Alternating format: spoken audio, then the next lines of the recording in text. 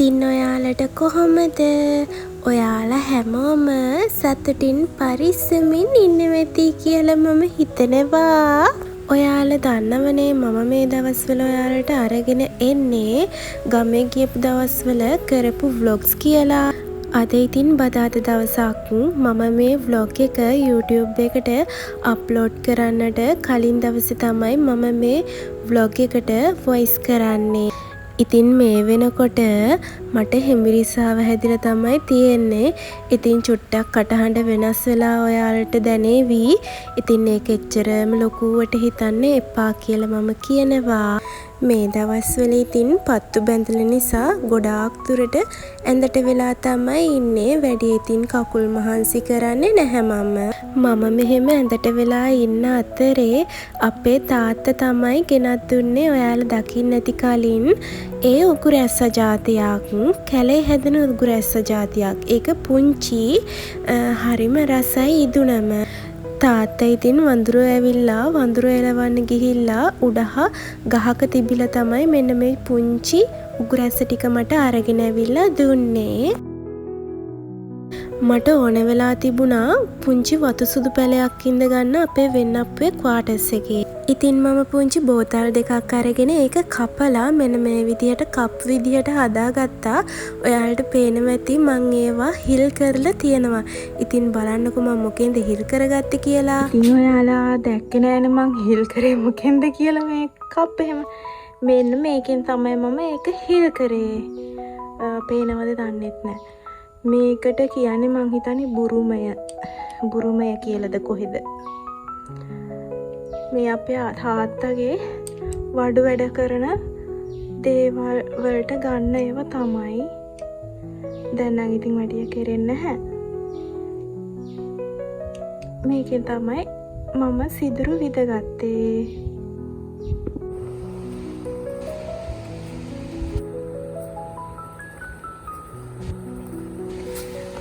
අතනම් වතුසුදු ගහේ මල් වැටිලා හරිම ලස්සනයි බිම. අද ඉතින් අතු ගෑවෙත් නෑ මිදුල. හොලංගයි. මෙන්න මේ වතුසුදු. මෙන්න. මේ පැලයක් තමයි යන්නේ මට ඉඳ ගන්නත් ඕන.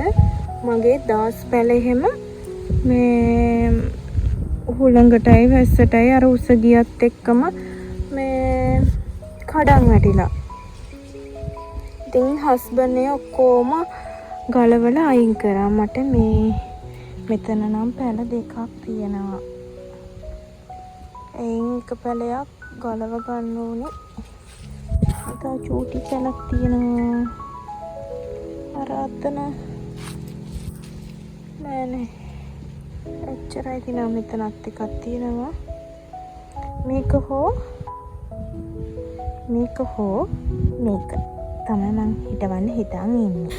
ඉතින් මම කප් දෙකෙන් එක කප් එකක වතුසුදු පැලයක් ඉඳුවා.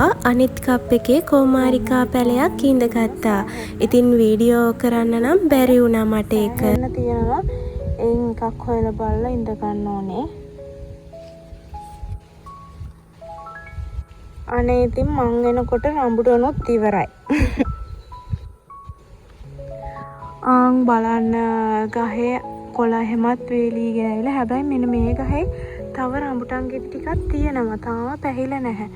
ඔයාලට පේනවද දන්නෙත් නෑ. මට ඉරෙලියත් එක්ක පේන්නේ නෑ යාළුවනේ මේ ෆෝන් එකේ ඩිස්ප්ලේ එක. මම පෙන්නන්න බලන්නම්. දැක්කද දන්නේ නැහැ. ඔන්න ඉතින් අද හවසට අපේ ගෙදර ලොකු විශේෂ රාජකාරියක් තියෙනවා. ඉතින් ඔයාලට මතකනේ අපේ කෝමාරිකා වගාවේ දැන් කෝමාරිකා හොඳට සරුවට වැවිලා තියෙනවනේ.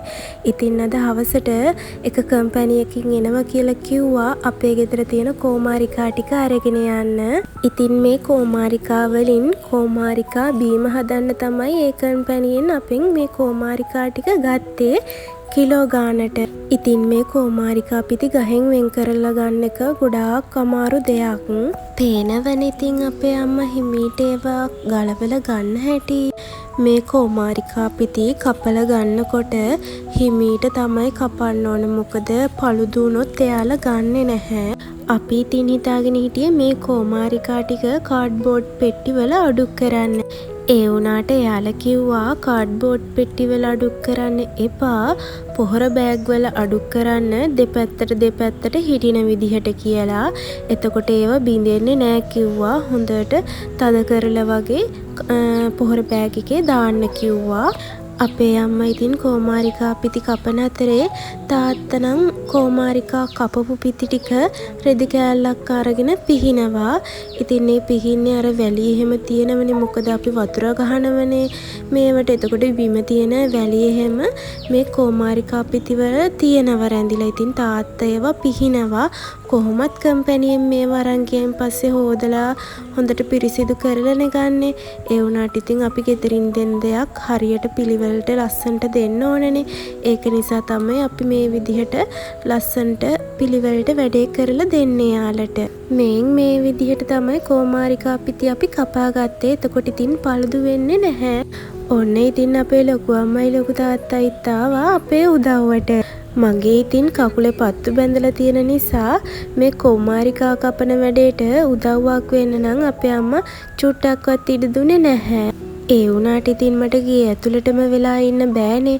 මම ඉතින් පුටුවක් අරගෙන ඇවිල්ලා මේ ලොකු අම්මා මට පිහදාලා දෙනම කෝමාරිකා පිටි ටික මං ඉතින් ඒවා පොහොර බෑග් එකේ අඩු කරා. ඉතින් මේ කෝමාරිකා ඔක්කොම පිටි අපිට එක දවසින් කපලා ඉවර කරගන්න බැරි වුණා. මොකද ඒ කම්පැනියෙන් අපිට කෝල් එක දුන්නේත් හවස 2:00ට 3ට විතර යාලා හවසට එනවා කියලා වාහනෙන්. ඉතින් අපි ඒ වෙලාවෙම වැඩේ පටන් ගත්තා. ඉතින් අපිට හවස් වෙනකොටත් ඔක්කොම කෝමාරිකා පිටි ටික කපලා ඉවර කරගන්න බැරි වුණා. කොහොම හරි ඉතින් මේ වැඩ ආසේ අපේ තාත්තා ඉස්සරහා අඹ ගහේ බැලන්සෙත් ගැට ගැහුවා.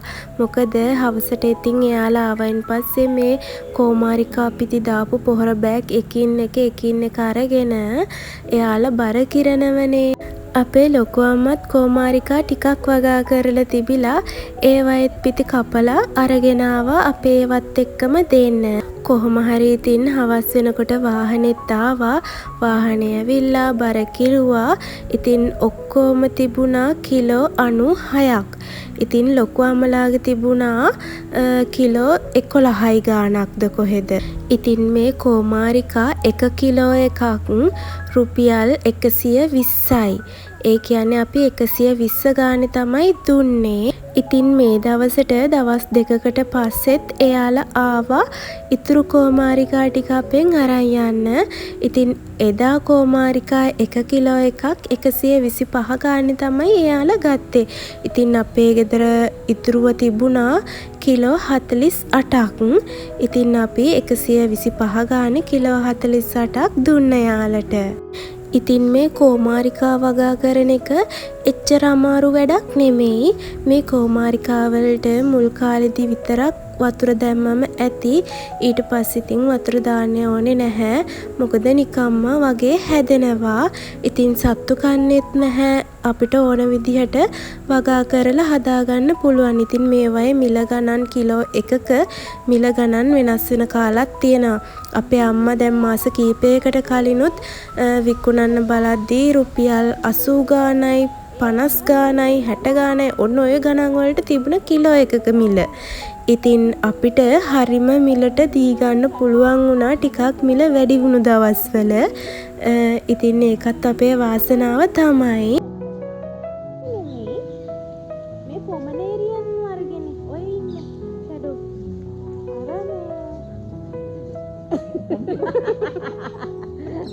අපි දන්නේ මිනේරියන් නෑ. අර අපේ කොල්ලෝ හොඳේ බට්ටි වාහනයක් ගියොත් මේ වාහන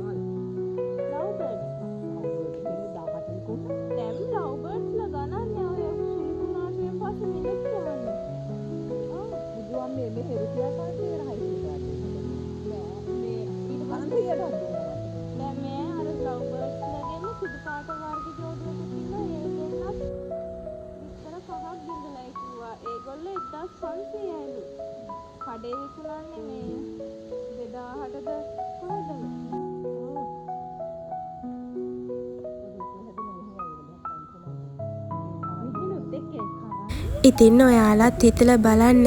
ගෙදර ඉඩකඩ තියෙනව නම් මේ වගේ දෙයක් වගා කරලා බලන්න. ඉතින් ගොඩාක් හොඳ ආදායමක් ලැබෙන දෙයක්. මොකද පොහොර දාන්න ඕනේ නැහැ. කිසිම කරදරයක් නැතුව වගා කරන්න පුළුවන් දෙයක් තමයි මේ කෝමාරිකා කියන්නේ.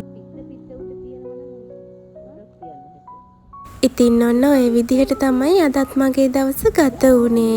ඉතින් අද vlog එක බලලා හොඳයි නම් ඔයාගේ අදහසත් පහලින් කමෙන්ට් කරන් යන්න. ඒ වගේම තවමත් මගේ channel එක subscribe නොකරපු යාළුවෙක් ඉන්නවනම් ආදරයෙන් කියනවා මගේ channel එකත් subscribe කරන්න. like එකකුත් දාන්න. ඔයාලගේ යාළුවන්ටත් බලන්න share කරන්න අමතක කරන්න එපා. ඉතින් අද චුට්ටක් කටහඬ වෙනස් වුණාට ඔයාලා මගේ vlog එක අද බලයි කියලා හිතනවා. එහෙනම් ඉතින් ඔන්න ඔය විදිහට තමයි අදත් මගේ දවස ගත වුණේ. එහෙනම් ඉතින් අදට ගිහින් එන්නම්. ඔයාලා හැමෝටම බුදු සරණයි. ගොඩාරියක් ආදරෙයි.